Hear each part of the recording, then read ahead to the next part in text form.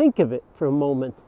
When was the last time your land, your yard, your garden got a good dusting? You want to give your soils a real dose of rejuvenation, like make your soil young again. Rock dust with compost is the absolute best thing you can do for soil. You say, oh, I don't know. If you're in the northern half of North America or Europe or the southern tips of Australia and New Zealand, the last time you got a good dusting was when the glaciers were here. Here they were about 2 to 3 kilometers high. Yeah, that's a lot of glacial ice. When they receded and the ice started to come down, there was a lot of dust in that ice. And dust is created by basically rocks being ground to a powder. Imagine 3 kilometers of ice, and that wasn't static ice.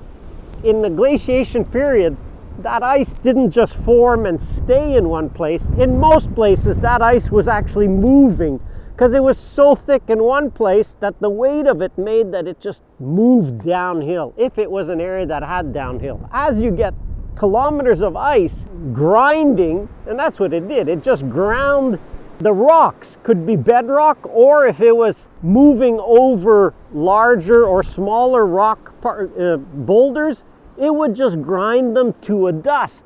And it's that dust is basically the source of all, not just life, but vibrant life. I like to say that if you want to give your soils a real dose of rejuvenation, like make your soil young again, how would you like to feel? Wow, I feel like I'm 18 again. Well, you could actually, if you get a really good dose of rock dust. It's called remineralization. There's some people, Joanna Camp has done a great job with a publication called Remineralized. I really got into this years ago when I first discovered about rock dust, and I just went nuts over it. That's one of the main reasons I actually bought this place, is I thought we really need to remineralize the soils.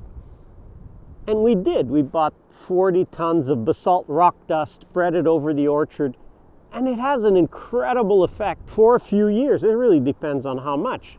When you get a glacial deposit, it'll last for a few thousand years. But what happens over time is your soils do use up the minerals. People say, no, you got minerals. Well, it also depends on how young and available those minerals are, because some elements in that mineral may get washed out, used up, demineralized, leached. Yeah, they're really active. I love having these chickadees around. A long time ago, when the glaciers moved through, they did that. When they receded, they left an incredible mineral dust deposit. That's why we had massive ancient forests, and what was is not what is today. We may see a few remnants in some of the redwoods, but basically the whole of the world was in a much better state because there was an abundance of dust. Some areas like Indonesia, some of the parts of the world that didn't get glaciation also can have a very mineral-rich soil because they have occasional volcanoes. And the best source, a single source type of rock for remineralizing is basalt, which is a volcanic rock. If you can get basalt rock dust, try that in your garden. I like to say compost is great, and let's say compost is 1, but then when you get compost mixed with rock dust, it's not 1 + 1 gives 2. It's 1 + 1 gives 5. because there's a synergy happens between compost and rock dust that basically your soil has absolutely everything it needs and is not lacking anything. So putting rock dust with compost is the absolute best thing you can do for soil. You say, oh, I don't know. Just try it.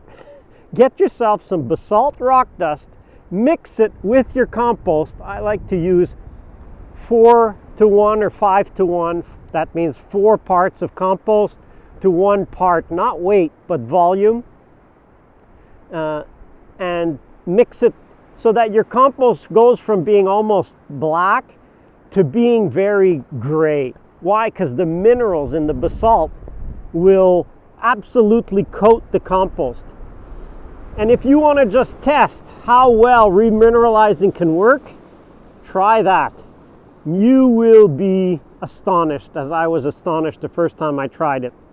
Intrigued? Check out the virtual tour of the Permaculture Orchard. Have trees already?